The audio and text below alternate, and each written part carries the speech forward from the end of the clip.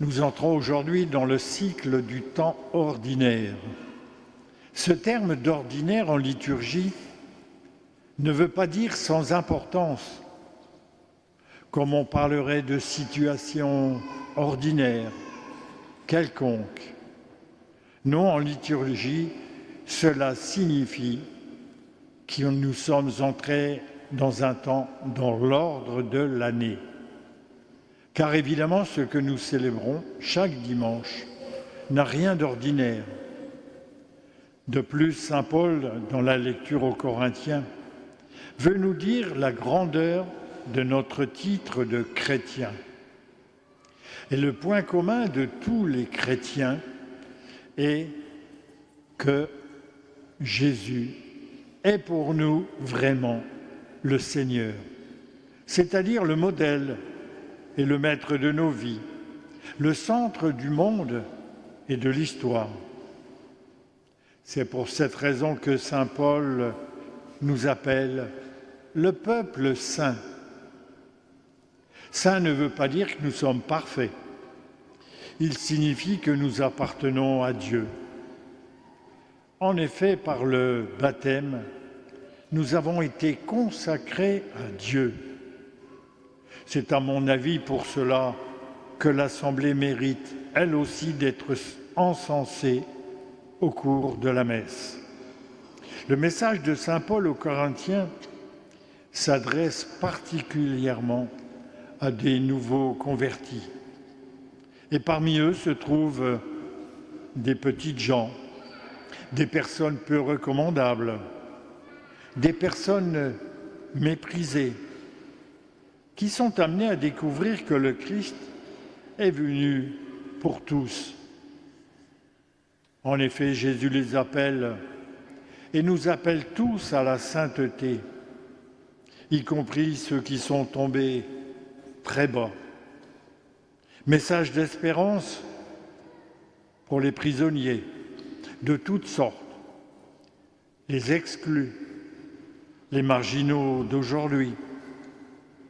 Et nous pensons aussi à ceux qui sont enfoncés dans leur mauvaise réputation à cause de leur passé. Et le Seigneur ne les abandonne pas. Au contraire, le Seigneur leur envoie des prophètes, des prêtres, des témoins de l'espérance pour leur dire qu'ils ont du prix aux yeux de Dieu. Et Dieu compte sur vous, sur nous, pour être des porteurs d'espérance et de lumière. C'est aussi le message d'Isaïe adressé au peuple déporté en terre étrangère. Dieu voit la souffrance des siens et il envoie son prophète annoncer la libération. Tous, même les plus humiliés, rejetés, méprisés, sont invités à découvrir qu'ils ont du prix aux yeux de Dieu. Que nous soyons comme Isaïe, choisi par Dieu, ou comme saint Paul, appelés par la volonté de Dieu, nous sommes tous et toutes, par le baptême, choisis et appelés par Dieu pour être de véritables disciples et des missionnaires. Et c'est bien tout le sens de l'Évangile. Aujourd'hui, nous sommes invités à accueillir cette présence du Christ pour en être les témoins auprès de ceux qui ne le connaissent pas. Nous avons entendu Jean, le Baptiste, dire par 2 fois « Je ne le connaissais pas ». Et pourtant, ce sont des cousins. Et même Jean, le Baptiste, a tressailli dans le ventre de sa mère à la venue de Marie. Et malgré tout, il nous dit « Je ne le connaissais pas ».